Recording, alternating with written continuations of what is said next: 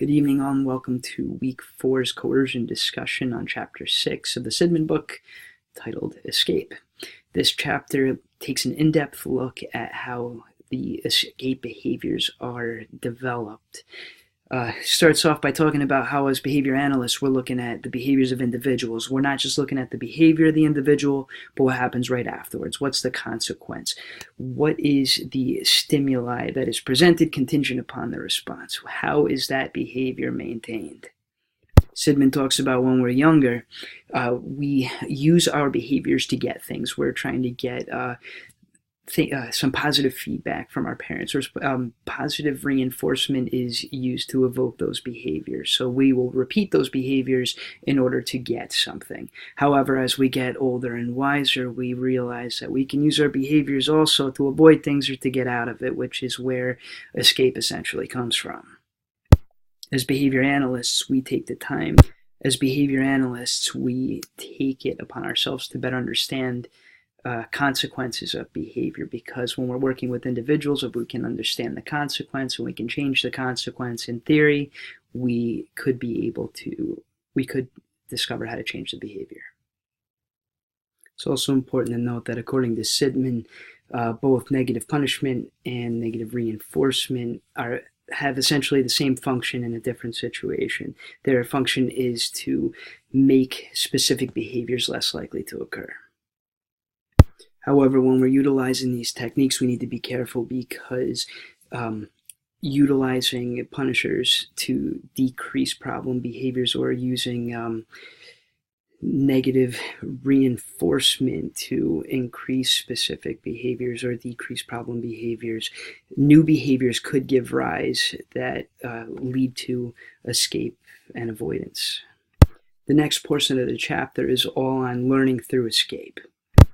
So both positive and negative reinforcement can be used to teach new behaviors. Obviously, positive reinforcement being providing a reward for displaying specific behaviors. Negative reinforcement can be utilized by giving an individual an escape route, basically getting them to display specific behaviors by giving them the opportunity to avoid something that they view to be as aversive. Sidman uses a rat as an example. So a rat is receiving shocks in a box, and basically he is shown how to escape the shock by learning how to pull a lever to get an escape route to get away from the shock. So eventually the rat learns the behavior of pulling the lever to reveal the way to avoid the shock, and he continuously does that to not endure the shock. So yes, in that example, we taught the rat the new behavior of pulling that lever. However, the real question comes in now. Did we utilize effective teaching or effective control? Because additional behaviors could develop because of how that rat views the shock. It's extremely aversive, and he might want to do everything in his power to not get shocked, so he'll stay right by that lever that gives him the escape route so that he can avoid that shock at all costs, no matter what. Just stay right by it just to be safe. So yes, we taught the new behavior, but we also created a very anxious little rat who wants to avoid something specific that he cannot get off his mind because he does not want to deal with it. So that being said, there's a very fine line between teaching a new behavior and having results that are unintended side effects. So there is a potential that whatever the individual you're working with is working to avoid could build up the aversiveness or the feelings of aversiveness with whatever they're avoiding. That can build up to a point where they want to avoid it at all costs, and avoiding it supersedes the behaviors and the skills that you have taught them. This side effect can actually escalate. So the individual wants to avoid the aversive interaction. So in order to increase the probability of avoiding that aversiveness, they might completely avoid the environment. They might stay completely away from it at all costs because they do not want to come into contact in any way, shape, or form with whatever that aversive element is.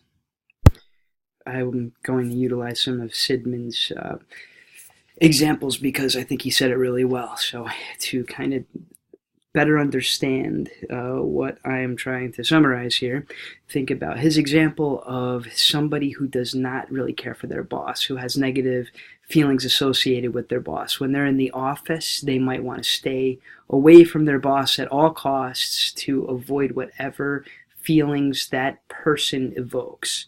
Eventually, that anxiety might raise to the point where they don't even want to go into work. So the environment where they experience the aversiveness is completely avoided. So basically, escape and avoidance are now being utilized to ensure that they do not endure whatever interaction with that boss is. Sidman finishes off the chapter by basically summarizing the elements of negative reinforcement and negative punishment. I found it easy to kind of summarize it like this. We do X to remove Y. That is negative reinforcement. We do X to prevent Y. That's negative punishment. So basically, we will display specific behaviors to get rid of something aversive. That's negative reinforcement. We will do a specific behavior to prevent whatever that aversiveness is. That is negative punishment.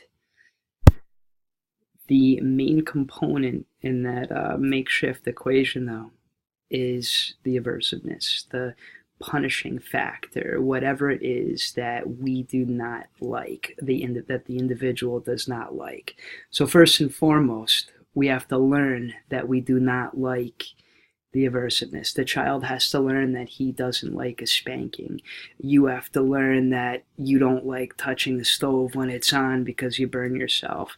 You might learn to always make sure you have your keys because the one time the door closed behind you and your keys were inside and no one was around to help you out, it cost you $300 for the locksmith to let you back into your apartment when you were just trying to get in your car and go upstate to visit your parents. Yeah, that happened to me. Learning that we don't like something. The child learning that they do not like the punisher, the aversiveness, that you are entering into their environment to teach them a new behavior, provides the reason why we want to stop it, why we want to prevent it. So, if that can be taught to the individual, that aversiveness can be used to elicit new behaviors, to teach new behaviors. However, we have to be careful as practitioners to not create the side effects that Sidman spoke about in this chapter, such as, creating anxiety for the individual that leads to them having a desire to avoid and essentially escape the situation altogether. In a very interesting side note, he also brings up superstition at the very end of the chapter. Basically, individuals have a tendency to connect something in an arbitrary way to a situation when they experience something aversive that could become part of the element indicating that they have the ability to escape it. So basically, if something bad happens when you hear a tone, like he spoke about the rat here investigating a sound in the box, and while he investigated the sound, he got shocked, and it lasted longer because he couldn't get to the escape route. So basically, now he associates that sound with getting shocked. So that could also happen with us with something arbitrary, like basically if your phone buzzes in your pocket when you missed your bus, you might avoid your phone while you're waiting for the bus so that you're not late for work next time. So now I'll leave you with my discussion question. I mentioned earlier that Sidman was talking about how when we're younger, we spend more time looking for positive reinforcement, but as adults, as we get older, we spend more time escaping, avoiding, preventing. My question is more of a challenge. Can you name a form of positive reinforcement that you seek or look forward to or try to bring into your life on a regular basis today as an adult that is not electronically based? You know, we're all stuck in our phones. We're playing these stupid games. We're looking at social media, etc. We're counting our views and our likes and whatever mentions means. Basically, I feel like in today's society, like the only positive reinforcement that we're primarily receiving is electronically based. What do you find positively reinforcing in your life on a daily basis? For me, it's meditation. Now, it's a little bit electronic because I use guided meditation, but I seek that feeling of a calmness of mind in the morning and in the evening that helps me basically stay grounded throughout my day. And what's nice too is I've actually had coworkers make comments about me looking tranquil. So basically that was also very nice to hear. But basically, so what does it for you guys? Like, what is around that in your life that is positively reinforcing? So good luck on thinking of something outside of your phone. I'm sure I'll get some good answers.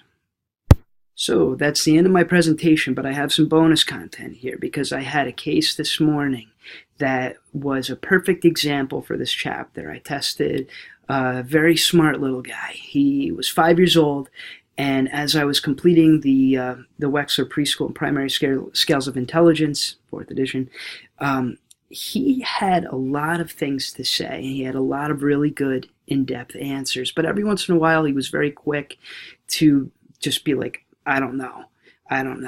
And the reason for the referral was they were trying to say that he didn't understand, he needed speech and language because he doesn't understand everything, and he was also inattentive at times. And so basically they didn't think he understood instructions. But this is a little guy who has interest in things like insects and space, but then would be very quick to like give up on tasks that it was very clear that he was able to do. So what he was doing was he was saying, I don't know, to escape whenever he was given a task that he viewed or thought was too challenging. And so then I kept pushing him, and he actually responded. He did very well. However, he stepped up his game. His inattentiveness is another task, another skill that he was trying to utilize. In order to get out of the task, he had to genuinely not know what to do. So what he would do is he would stop paying attention to me giving him instructions so that he wouldn't know what to do, so he could say I don't know to escape the task. So what I did was I refocused him, I reiterated instructions, and when he said he didn't know, I pushed him harder, and he responded extremely well to it. And I haven't scored his test yet, but off the top of my head, I'm pretty sure he was at least in the upper end of the average range, bare minimum. So just a good example of how we try to escape even at 5 years old. Talk to you soon. Take care.